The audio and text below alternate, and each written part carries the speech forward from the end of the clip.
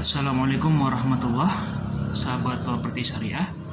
Di sini saya akan mencoba sharing dari ilmu yang kita dapatkan saat kita mengaji fikih dasar dulu pada saat masih ngaji di musola. Nah, ini fikih dasar tentang bagaimana cara mensucikan najis yang efisien dan efektif, tidak boros banyak air dan terjamin bahwa najis itu betul-betul suci. Lantai kita jadi suci. Nah, seperti ini. Singkat saja, ini objek yang kita contohkan sebagai najis. Ini adalah najis yang kelihatan wujudnya, bisa kita cium aromanya, dan misalnya mungkin itu dijilat, maka itu akan ada yang terasa dari najis tersebut, seperti itu. Nah, ini najis ainiyah atau yang terlihat. Nah, bagaimana caranya mensucikan najis yang benar itu menurut fikih? Oke, pertama, apapun yang kita gunakan untuk menghilangkan zatnya yang terlihat itu, salah satunya mungkin adalah tisu, bisa kita gunakan seperti ini. Jadi najis itu kita bersihkan sampai tidak terlihat lagi wujudnya. Oke, seperti itu kita pastikan.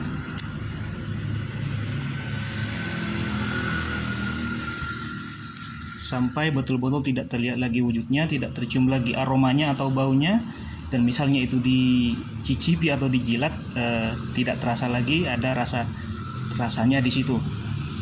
Nah, dari proses ini, dari najis yang sifatnya ainiyah atau berwujud atau terlihat, maka sekarang lantai ini sifatnya adalah najis hukmiyah, yang tidak terlihat lagi, tapi ini masih najis. Seandainya kita sholat di sini, sholat kita itu belum sah.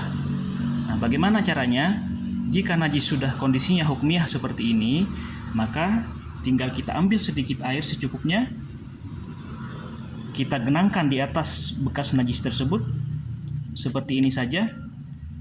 Ini sudah suci, ya. Jadi Islam itu tidak hanya mengajarkan bersih saja, tapi pastikan suci dari najis, ya. Seperti itu, baik itu lantai atau pakaian kita. Nah, seperti itu.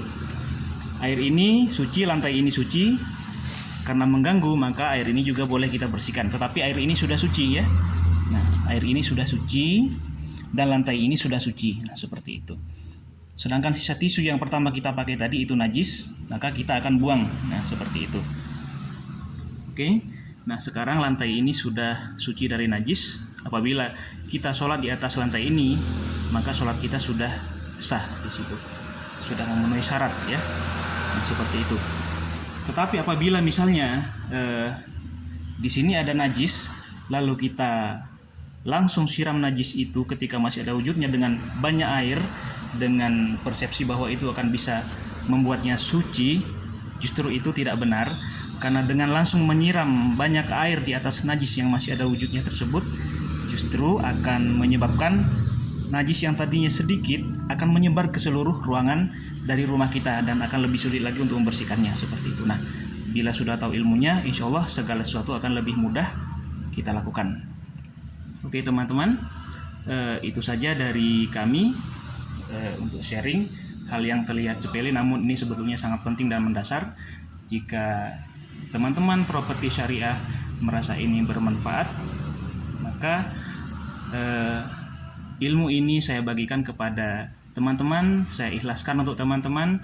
Dengan cukup teman-teman subscribe saja channel kami, teman-teman like video kami, dan jangan lupa nyalakan lonceng notifikasinya agar teman-teman bisa selalu mendapatkan update info-info bermanfaat dari channel YouTube kami.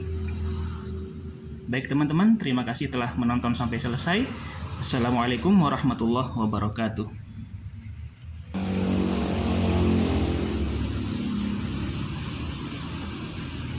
Alhamdulillah teman-teman, itu tadi kita mencoba untuk sedikit berbagi atau sharing tips bagaimana mensucikan najis yang benar dan efisien, sehingga kita tidak membutuhkan lebih banyak air, kita bisa hemat air, tetapi sangat efektif dan efisien dalam mensucikan najis yang seringkali kita temui di rumah kita, di lantai rumah kita.